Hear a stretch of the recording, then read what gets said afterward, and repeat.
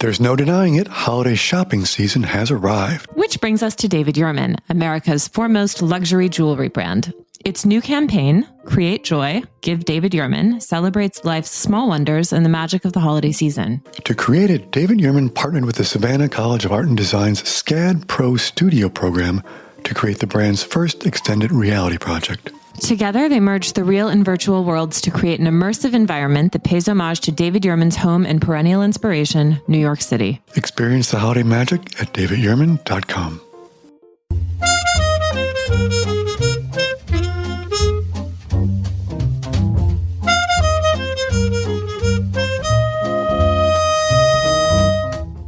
Happy Saturday. It's November 25th, 2023, and you are listening to Morning Meeting. I'm Ashley Baker in London. And I'm Michael Henney in New York City. Happy Thanksgiving, Michael. Happy Thanksgiving. Happy long weekend here in the U.S. for everyone who's I hope you're in a turkey stupor, lots of leftovers. We got a perfect weekend show for you. How did you celebrate the holiday? Here in New York City. How about you in London? Did you have a little Thanksgiving for your British friends? You know what, Michael? I did. It was kind of great. Cooked all the Thanksgiving classics. I think it used to be hard to get cranberry sauce and turkey here, but no. In fact, these supermarkets know their audience. We got a fabulous turkey from Lydgate's in Notting Hill. Thank you, Lydgate's. And it was all in all a fabulous evening of festivities. And best of all, on Thanksgiving night is when Claridge's unveils their Christmas tree. So I got to top off the evening with some champagne at my favorite hotel in London. Not bad. Wonderful. Well, we've got a great show this week. It's a sort of stuffed with good things. Jensen Davis is here to discuss her incredible story about a shocking evangelical-based parenting program that has been operating for 40 years and teaches parents that babies are morally corrupt and must be broken of their waywardness. You'll want to hear all about that. Then, speaking of incredible things, the screenwriter Scott C. Burns will join us to tell us what AI gets wrong.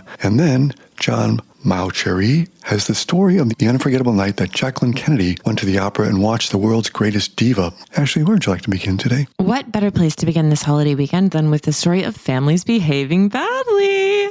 Jensen Davis is here with the shocking story of Gary and Anne-Marie Ezzo. For 40 years, this evangelical Christian couple have preached a shocking parenting program. It's rooted in the beliefs that babies are just little balls of sin and their evilness must be broken, and we can make them obedient if only we have the tools. It turns out that the world of parenting experts is full of charlatans, just like the rest of the world. Jensen is here to expose one of the most insidious of them all. She is a senior editor for Airmail and one of our favorite guests. Welcome, Jensen Davis.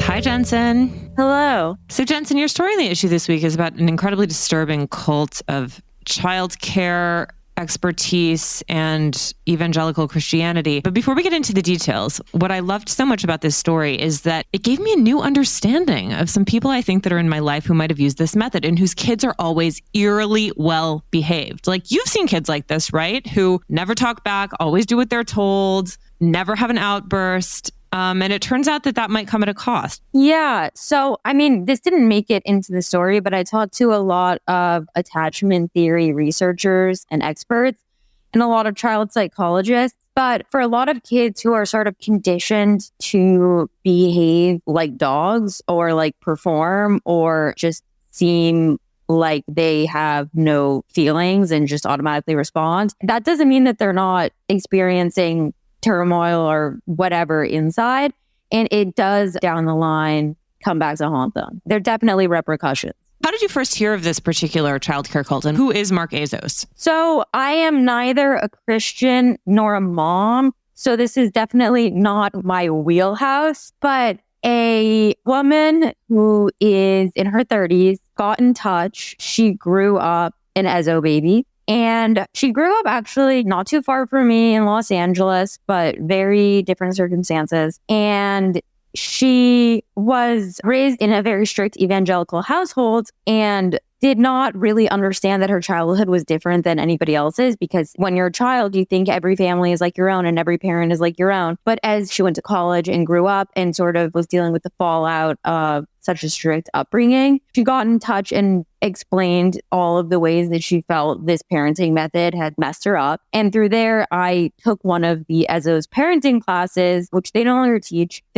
Volunteers teach the courses and take you through the books. But that's how I got to it, because very unfamiliar with this world until the past few months. And what are some of the key tenets of this approach to child rearing? Well, the number one rule I would say is obedience. It's teaching your child how to just without any questioning respond immediately, because the philosophy behind it is children are not born naturally obeying God. It believes in original sin, that children are born with a predisposition to sin. It's a very, very literal interpretation of the Bible. It's based off of the belief that the story of Adam and Eve and their fall from the Garden of Eden is true. So it is basically that a child learns godliness and how to obey first by obeying their parents. So children are supposed to have a relationship with their parents that is similar to their parents' relationship to God. Is it directly affiliated with some sort of a church, or is this more of an informal relationship? So in the 90s, the organization Growing Families International did have not partnerships, but sort of relationships with churches to bring the classes to them. But now Gary Ezzo has had quite a checkered history. He's been excommunicated from at least 3 churches and discredited by like the Oprah Winfrey of the evangelical movement, a man named John MacArthur who runs a mega church in California. So it's more of a informal, not directly affiliated with specific churches, but it does appeal to fundamentalists and evangelical Christians. Do we have a sense of how many families have adopted this approach and how its popularity has, because this to me seems like such an incredibly outdated way of raising kids. Like all of the sort of conventional wisdom these days is about letting children express their feelings and seeing them as who they are, and this kind of radical self-acceptance. Like, why is this still a thing? So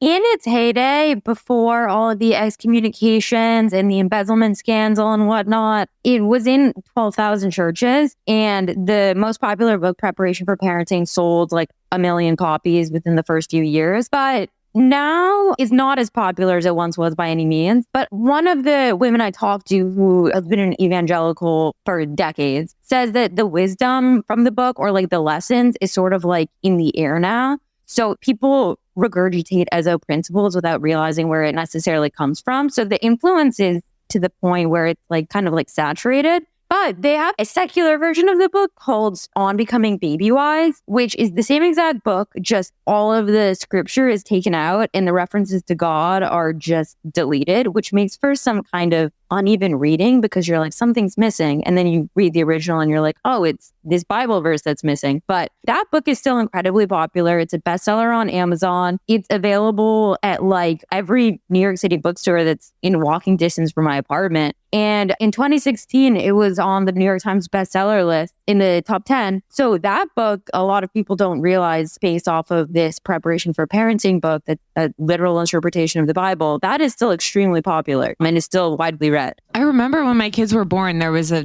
heated conversation around this book amongst like the new moms I knew at that time. And I kind of get it, because it is tempting, this idea that you can make your child well-behaved and do what you want and sleep when they want and eat when you want. And like this notion that you can have control, like supreme control over this tiny little being, is kind of tempting in a world of chaos. And yet now we know how destructive that is. Why, Jensen, I guess, why has no one blown the lid on this yet? Like in your research and in your reporting, what happens to kids who have been subjected to like the extreme version of this method for their whole lives? Well, I mean, there's not been like a huge long-term study about all of the kids raised this way, but there are a lot of studies about infant attachment issues. Some, again, this didn't make it into the final article, but a lot of like a person's like attachment style, their parents, and sort of like which shapes their attachment to people like going forward, is in like the first year or two of their life. So it's like there are different ways it can manifest, but basically either you can become, it's like either you really don't show anything and you're really shut down, but like you feel the consequences of like the unstable relationships like a caregiver, but you don't like vocalize it and you sort of really internalize it, or you overly externalize it and are super anxious and become super attached to pseudo caregivers and stuff like that. So, I mean, with some of the people I've talked to, like one of the girls was explaining, like she just has an extremely deep sense that if she does not obey, like the world is going to end, like something horrible will happen. So it'll be something as simple as all of her friends were jumping the turnstile at a subway station. And like she physically was not able to get over the turnstile because she was like someone is watching and something bad will happen if I break a rule. So it's sort of like that deep-seated sense of fear. And then also a lot of consequences in relationships and unable to, as an adult, feel like you can form a stable relationship or feel safe. Okay, Jensen, even though you are not a mother and not an evangelical Christian, you now know a thing or two about parenting. So after doing this reporting and doing this great story, what is your takeaway for parents who might be curious about this particular approach? Well, I guess my main takeaway is to not follow it. I think that's just generally probably a good piece of advice. But I guess my main takeaway is that I feel like I'm pretty far away from having kids. And so it's like I read the book. I read the secular version of the book before I had researched about a lot of the scandals and debunking the methods. And when I read it, I was like, I don't know anything about babies. This seems fine enough. I would love my baby to sleep through the night. I need 9 hours. And I guess it made me realize that having a child seems like pretty scary and you're kind of inclined to believe anything that sounds good. So I guess when I read parenting books, if you've had a kid, like you have some sort of legitimacy and you sound like you're an expert, but people can just make stuff up and slap a quote next to it and it sounds legit, but it might not be. It might be very not legit. Cheeseball parenting experts, Jensen, a metaphor for life. Thank you so much for this great story. Thank you for having me. Thanks, Jensen. Take care. See you soon. Michael, I feel so much better about my personal parenting choices now. Turns out by letting my kids act like complete maniacs, I was really doing the right thing for humanity. Who knew? Yeah. I mean, who knew you didn't create a small garden of Eden in your backyard and tempt your children to pick the apple? But it's a different story. But I mean, my son is 10 and he still largely eats with his hands, but hey, no problem. Maybe he thinks he's Henry VIII. I don't know. Yeah, look, I'm just letting him be him, Michael, okay? Anyway. This evangelical parenting program, I mean, it's going to be threatened by AI. Because in the future, which is now, people will just be asking AI, how should I raise my child? And probably sets up why Scott Z. Burns is here today. Welcome, Scott Z. Burns. So, Scott, you're somewhat prescient when it comes to matters of world affairs, especially disastrous ones. You wrote the screenplay for Contagion and forecast that, in fact, many years before the pandemic actually hit. Now you're thinking deeply about AI, and it's been a conversation we've been talking a lot about, especially in the light of the strikes in Hollywood. Tell us a little bit about your thinking on that, especially as it pertains to your work and what you talk about in your story this week. I think that AI is a tool. And that's a tricky thing to say because someone might have said some time ago that splitting an atom is a tool. And so for me, when I first started thinking about this, I considered how can I use this as a resource to help me? And it didn't seem weird to me like that we already use Google and I've done so many projects where research was a big part of my life, whether it was extrapolations and climate change or the report and the CIA's program. So research to me was my friend. And if this was going to help me do research, then I have no problem with that. But then when it started to become something that people were talking about, well, can this replace the creative process?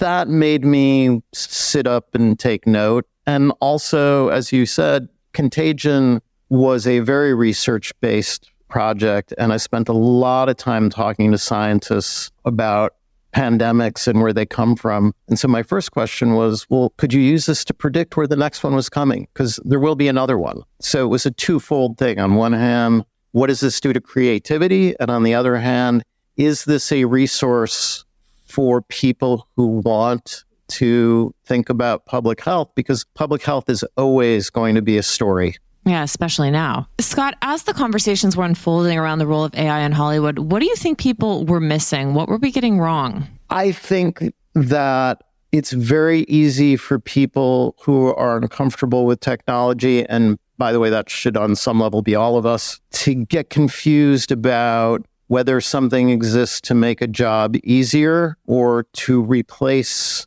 people. And look, technology has always had that problem. I mean, when you walk down a country road and you see a tractor, most of us don't think about all the people who lost their jobs to the tractor. But especially with work that comes from a template, whether it's lease law or reading MRIs or things like that, those are applications of AI that may in fact make sense. And that is always going to be a problem. technology does sometimes exist to make our lives easier. And that starts to look like it's taking away our functions. I think what's more concerning to me, and Professor Scott Galloway has talked about this quite a bit recently, is as AIs become more niche, whatever they're going to be fed becomes very suspect to me. You can look at data about films and decide that, oh, the best things are sequels and comic books.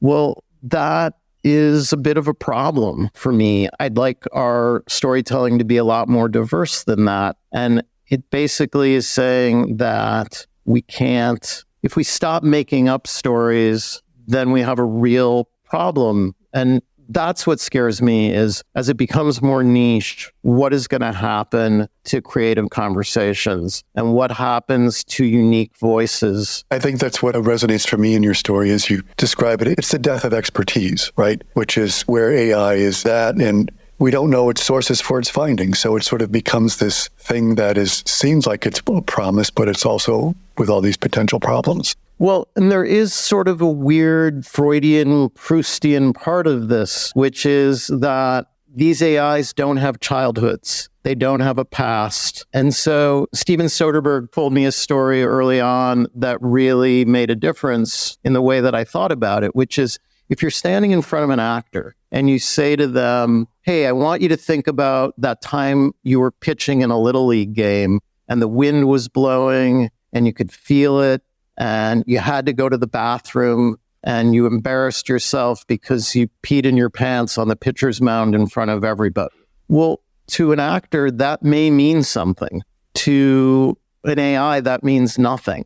And so there is the aspect of human experience and the interplay. So especially when you get into directing an actor and the intricacies of human behavior, I think there's a lot of complexity that we need to take into account. Or if you're a really great writer and just writing a novel, I don't know how someone arrives at The Great Gatsby or how an AI would arrive at The Great Gatsby without the human experiences that Fitzgerald had. And I think that can be said of so many amazing voices. So yeah, that's my biggest concern. Scott, thank you so much for this great story and your provocative thinking. And I, for one, cannot wait to see your AI movie, which I'm sure you're working on right now.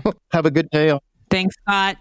David Yurman's new holiday campaign, Create Joy, Give David Yurman, celebrates life's small wonders. And when it comes to giving joy, we have a few ideas. David Yurman's collections have something for everyone, whether it's sculpted cable, petite pavé, and starburst designs for her, or pavé beads, tags and chains, and chevron for him. There's an irresistible mix of delights for everyone on your shopping list. For inspiration, visit davidyurman.com to browse the collections and take in the new campaign, inspired by the enchantment of the holiday season. David Yurman's designs are made to celebrate moments of connection, joyful memories, and unexpected magic. Happy holidays and happy shopping. Okay, Michael, so on average right now, middle of the episode, I'm feeling better about the world. Can we continue in this direction, please? Yeah, you know what's going to make you feel better? Anything with Jackie Kennedy. And we've got a fantastic story about the night she went to the opera and watched the world's greatest diva, Maria Callas, and the woman who's at that point a lover of the man she would eventually marry, Aristotle Onassis. But John Mauceri is here to tell us all about it. John Mauceri is the author of The War on Music, Reclaiming the 20th Century, and he was the musical advisor to the Todd Field film Tar, which came out last year starring Cate Blanchett. So please welcome John. Hi. So one of the truths of American culture that I failed to understand until I read your story was the level of fame that Maria Callas enjoyed in the 1950s. Tell us exactly how well known she was. Well, in the 1950s, I was born in 45, so I'm talking about growing up and seeing her picture in Life magazine. I grew up. She's on television being interviewed on a show person to person. Like they did that with presidents. So that's how famous she was. She was a media, I don't want to find a bad word for the noun after media, but she pursued it. She lived her life in the media, which was pretty unusual for opera singers, though there have been those in the past who just had that. When you have chicken tetrazzini in a restaurant that's named for an opera singer, Caruso was that famous. But we're talking now the 1950s, the Cold War, this diva diva from New York City who lost her New York accent and became this extraordinary international figure. And because of the way she performed, the drama that she brought to her performances, she became on stage and off stage a hugely attractive and dramatic personality. So then let's go to talking about New York and dramatic and attractive personalities. The night sort of certain stars aligned in March 19th, 1965. What happened then? What made that so important is that she had a famous feud with the managing director of the Metropolitan Opera, and he refused to hire her. She refused to sing there. And so for 7 years in the life of an opera singer, that is a chunk, because opera singers immolate themselves in front of you. I mean, very few opera singers have a time where they're absolutely at their peak for longer than a decade. So losing 7 years of Maria Callas was huge in New York, and she was singing all over the world. So when it was announced the year before that she was going to come back to sing Tosca, which is one of her most famous roles, this caused an unbelievable explosion within the world, not only of opera singers and opera goers, but also the public, because she was somebody you saw on television.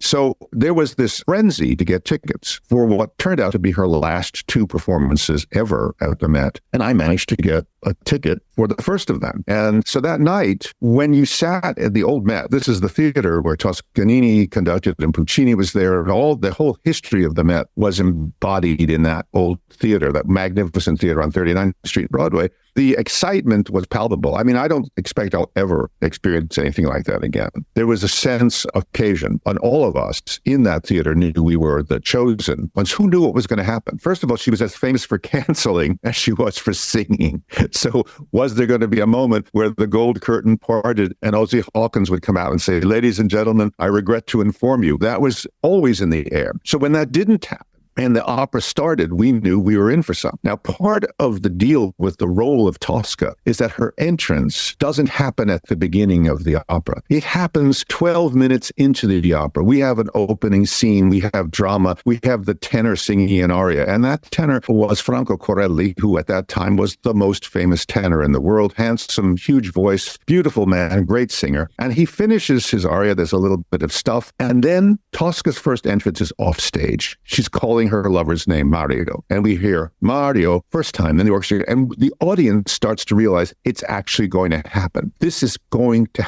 happen. And as she sings Mario, Mario, Mario, it was, as I say in this piece, like somebody down in the pit put his finger in the socket and we all went, I mean, there was literally that electricity that went through something like 3,000, whatever number of people were in that attendance. And when she came out, there she was, and she had a new costume, and she had a bouquet of, seemed like 24 yellow roses. I mean, it was just the most magnificent thing, and we went crazy. And as I say in the piece, if you link the recording, because somebody had a cassette recording device up there somewhere, and you hear people just going crazy. It's like a football moment. It's like a moment of a pop star. It's beyond anything. Taylor Swift, that's what happens. And when you hear that little clip, you might get an inkling about how powerful and important an artist she was. So I wanted to say, John, so what you just mentioned is Taylor Swift, and the level of notoriety in that room that night. You had Marie on stage, you had Mrs. Kennedy recently sort of resurfacing in public after her husband had died. Tell us about what's happening, not just you in the audience, but Mrs. Kennedy's watching with a woman who was basically the lover of her future husband, right? Aristotle Onassis. Very complicated, very operatic. Well, after Act One, now mind you, this is not yesterday, so during the interval, Tosca is a 3-act opera. So there are 2 intervals, 2 intermissions. And during one of them, and I was sitting in the balcony of the old Metropolitan Opera House, I walked down to the edge and I looked down at the audience, who was in the audience. And I saw in one of the boxes, Mrs. Kennedy. It was an astounding moment because I didn't know who else was in the house. But look, this is 1965, so I'm 19 years old. I don't know who all these people are. I am a student at Yale. I've driven down from New Haven. And there's Mrs. Kennedy. And she's wearing a powder blue empire gown with white opera gloves. I mean, looking unbelievably radiant, so radiant. And it was only later that I realized what was actually happening, because how did I know? Mrs. Kennedy, who had disappeared from public for a year after her husband was assassinated, was appearing at the Met. Now, this was, all right, that was interesting. But then, of course, I put all this together subsequently. Now, you have Maria Callas on the stage, and she's wearing an empire dress herself, the same style from Napoleonic era, right? But Maria's is dark red velvet. And so she's this passionate character, she's playing this character who is, in fact, Aristotle Onassis' lover at that time. She had left her husband, and she was now with this rich Greek shipping magnate. Now, Maria Callas was herself of Greek ancestry. And there was this queen, this elegant, beautiful woman wearing a gown that could have been designed the same time, but in pale blue. And only later did I put that together, that there was another opera going on. It was an unspoken, unsung opera where Mrs. Kennedy is staring at Maria Callas, but would ultimately marry her lover when Aristotle Onassis throws Callas off from his life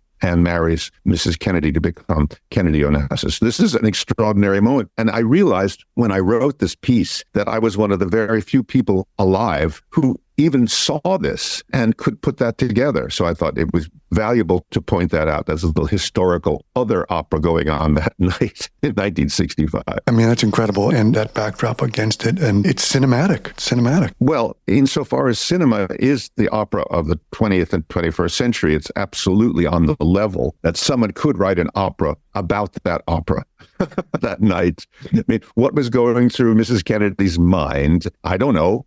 How can we imagine that? We can only imagine that. And that was what was playing off stage after that, in the months after that. And a lot of people think that that led to Callas's depression and leaving the stage. It may or may not be true. We're just projecting what personal lives are like. But that was definitely a moment, and I'll never forget it. As I say in the piece, Mrs. Kennedy was so radiant. I'm looking down from above, so I see her face, her hair, I see the upper part of her chest, and it's the color, a radiance that just hit me. And I've never experienced that before in my life. I mean, I was a teenage young man. But then later, years later, I got to meet Princess Diana. I was conducting Turandot at La Scala, and Charles and Diana came. It was the first time in history that the official Windsor family, the royal family, came to the opera in Milan, their greatest opera house. And I was conducting that night. And after Act One of Turandot, my wife and I were brought to meet the Prince and Princess of Wales. And when I shook their hands, Diana had that same radiance. And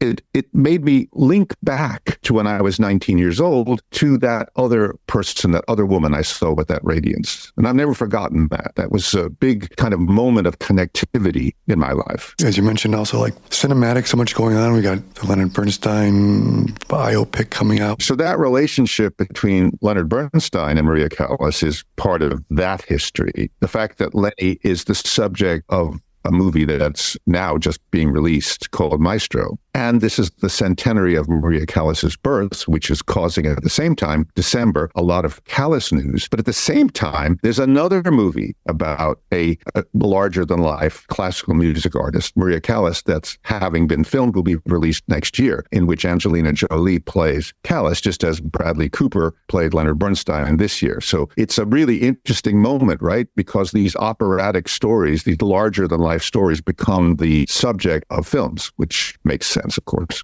Wonderful, John. You bring it alive in our minds and it makes us feel like we're right there. So we feel very fortunate to have you have shared it with us. Well, my pleasure. Thank you, John. Real pleasure. Thank you.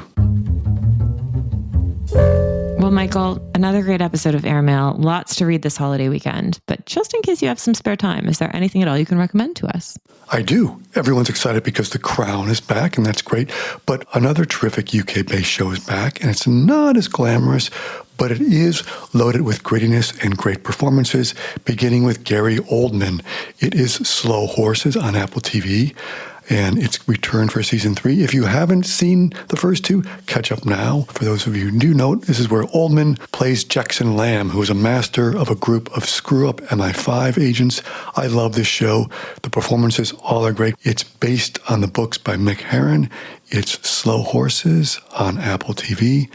And it's a great series to tuck into as the nights are dark and cold. And to you, my dear? have you seen Foyle's War? No. Wait, seriously? Seriously. I can't watch everything. Oh my I know you gosh. think I'm a superhuman, but I'm not. Well, David and I watched this. My husband and I watched this years ago. It's a British detective drama, of course, and it's set during and after the Second World War, of course. It was created by Anthony Horowitz and it ran on ITV in the UK, but we watched it. I don't know what it was on at the time, but I was talking to Anna Carter and she was telling me that she's watching it now. And I was reminded that I need to watch it again because it is just such an incredible show. There are 8 seasons of it. It stars Michael Kitchen, who is a chief superintendent and a detective of police, and he's trying to figure out where all this criminal behavior is coming in the middle and after of the war, and it has really everything. The first 6 seasons are set in Sussex, and after retirement, for the last few seasons, he returns to MI5, and then the last 2 seasons are set back in London when he's working with MI5. It's an incredible show. If you're looking for something new to delve into, it has everything. War, espionage, romance, family drama. There's nothing you're not going to love. It's also incredibly detailed, so history lovers will adore it. Anyway, it's called Foyle's War. It was created by Anthony Horowitz, starring Michael Kitchen. You can watch it on Apple TV or Amazon Prime Video with a subscription. So if you want to just delve into something and resurface in February, this is your show. Sounds like something perfect for a long holiday weekend. I'm going to get started right now. Yes, indeed. All right. Well, thank you all so much for joining us. Thank you to our sponsor, David Yerman. Michael, will you please read us out? Absolutely. Pass the pumpkin pie.